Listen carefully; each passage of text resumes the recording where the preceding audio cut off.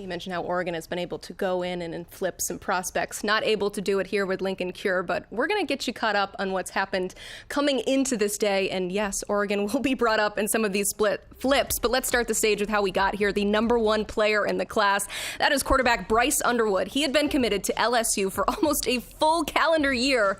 But on November 22nd, just 2 weeks ago, he flipped to Michigan, which is his hometown school. We're seeing a lot of trends on that early on this National Signing Day coverage. Guys, there were rumblings for this, that it could be a possibility, but Huff, looking at it now, I mean, ultimately, how shocking was this move? I think it was shocking in the fact that, when it happened, I mean, it looked like he was trending towards Michigan. Then it seemed like a lot of the stories were saying he's going to stick with LSU, but then Michigan pulled it out. I mean, what a last couple of weeks for Sherrone Moore. What a last couple of weeks for Michigan, and to be able to pull him in. And I think the momentum that it's allowing them to build with the rest of this 25 class, what they're going to do in 26 and 27, but to have a player of this caliber in your backyard spurn you, hurt them. So Sherrone Moore knew what he had to do, and he had to close and to get Michigan. And now you're looking at Michigan is really playing the NIL game like they are, with all the talk about that, this tradition, with the history, with the brand, with the player development. Now they're going to be playing the NIL game like other schools are. I mean, we saw all offseason other schools kind of touting, hey, this is what our roster looks like. Now here comes Michigan coming off the heels of a national championship to get the top player in the country out of your backyard to stick after an up and down season at the quarterback. What a huge win for Sherrone Moore. Yeah, had to have it. You're talking about a second-year head coach in Sherrone Moore. Jim Harbaugh's not there anymore. You think about the resume of a guy like Bryce Underwood. Bryce Underwood should be in the class of 2026. And then when you start to dig into this guy a little bit more, 4-year starter, he's got 2 state titles. He's thrown for 150 touchdowns, and a guy that's thrown for over 11,000 yards. So if you were to compare him to somebody last year that had not only the physical traits that you desire at the position, but had the resume and the production to back it up, it'd be a guy like DJ Lagway. That being said, it's going to be pretty interesting to see how Michigan kind of goes about this quarterback situation. Do they bring in a bridge quarterback? I think that's probably best case scenario. Bryce Underwood, as talented as he is, I think it helps a young quarterback to be able to sit. We've seen this with guys like Dylan Raiola, Jaden Rashada, Jackson Arnold, right? You want a little bit of a cushion for these guys to be able to grow and develop on their own timeline. Yeah, and that's what the transfer portal is for. But guys, that's next week. We're focused now on National Signing Day and the incoming freshman class. And that was not the only big move that happened within a couple of weeks of this National Signing Day. We also had some other quarterback dominoes fall. Husan Longstreet flipped from Texas A&M to USC, and then Juju Lewis flipped from USC to Colorado. What do you think about where these prospects ultimately ended up? Well, I'm pretty interested to see what happens with USC. Brennan and I were talking about it before we jumped on the show today. You look at that quarterback situation, a lot of expectations with Husan Longstreet, especially being a guy from California. They flip from Texas A&M. Has Jaden Maeva done enough in the few games that he's played there? He's done some good things, but if you're Lincoln Riley, you're going into a must-win season next year in Los Angeles. Do you feel comfortable enough in your quarterback room between an ultra-talented Husan Longstreet and a guy like Jaden Maeva, who still needs to play, to say, okay, this is enough to get us over the hump, and what is shaping up to be your make-or-break year?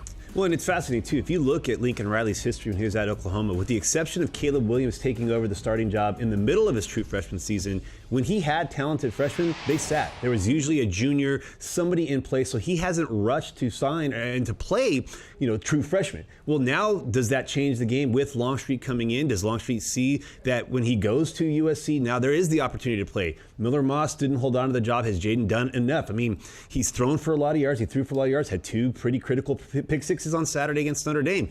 Didn't necessarily look great against UCLA or Nebraska, so has he done enough to hold on? Well, the bowl game, I mean, we saw what happened last year in the bowl with USC. Miller Moss has a great game. They stick with him. Then the season doesn't go as planned. So is Maeva going to have enough of an opportunity in the bowl to clinch that, or does he flip to Longstreet when, for the last 18 months before that, we thought, is Juju Lewis going to be the guy at USC? Now he goes into a situation at Colorado where he very likely could be the starting quarterback in 2025. Shedeur Sanders off to the NFL. Looking like with Deion, with the way that they closed, I think, 4 commitments on Thanksgiving Day with a pretty good class, but getting Juju Lewis, he may be coming in with the expectation to be like Dylan Raiola, like, you will be the guy as soon as you get here. Yeah, Shedeur Sanders literally handing keys to Julian Lewis in that great graphic. We'll talk more about Colorado's class in just a bit, and of course USC's and what happens with their quarterback situation. But one more thing to get to, because look at all of these notable flips that happened in the 2025 cycle. This is why our guys keep up with it, so you don't have to. We'll remind you what happened, though, some of the big ones.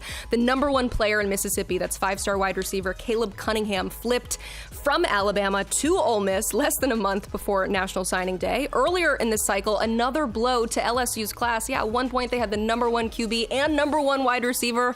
Well, the number one wide receiver, Decorian Moore, actually flipped to Oregon. So I hate to start with you, Coop, but what do you think of these moves? I think Caleb Cunningham is a big one. It's kind of sneaky. I mean, you're talking about one of the best pass catchers in the country from the state of Mississippi. But you look at Ole Miss without Jackson Dart, and then you look at that receiving core and what they brought in. They've leaned heavily on the portal, and you think about guys like Trey Harris, Jordan Watkins, Juice Wells.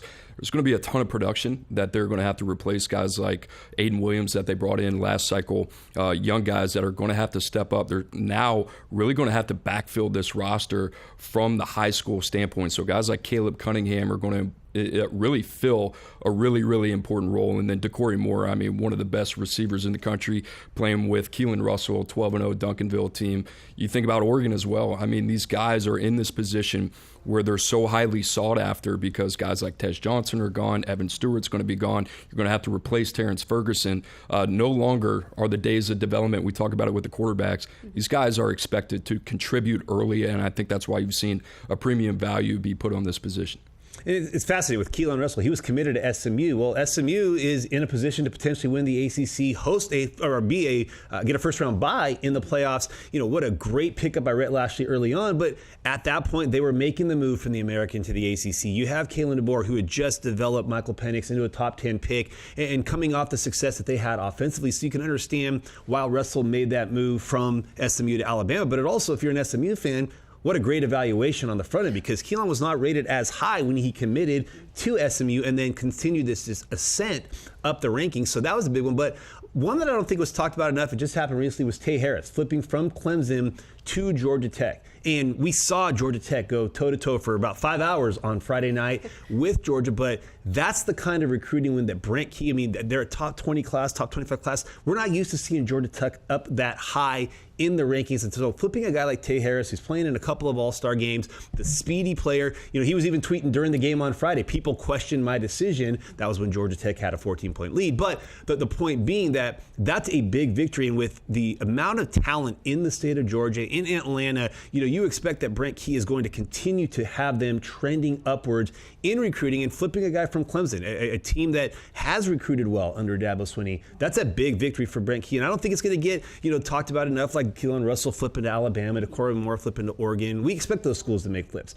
We don't expect Georgia Tech to flip somebody from Clemson, and yet here we are. It's not the only major win for Georgia Tech this cycle. Let me tell you, Yellow Jackets fans, you're going to have a fantastic day when we talk about Georgia Tech in the ACC, the number 2 team in that conference right now. So now that you're caught up on everything that's happened leading into this day, let's tell you what we're keeping an eye on, what could happen today. We had 3 total 5-stars who were uncommitted entering this day. We told you Michael Terry is going to Texas. Jerome Miles is going to Texas A&M after decommitting from USC on Sunday. And the third guy, Justice Terry, is not planning on making his decision until Friday. So we won't get any clarity on him today. But Huff, what are you keeping an eye out on for what could happen today? Well, Madden Ferramo is one that I think is going to be very fascinating to watch. It looked like he was headed to Notre Dame. In fact, I was talking to Notre Dame commits in the summer after the official visit. They said, oh yeah, he's joining us.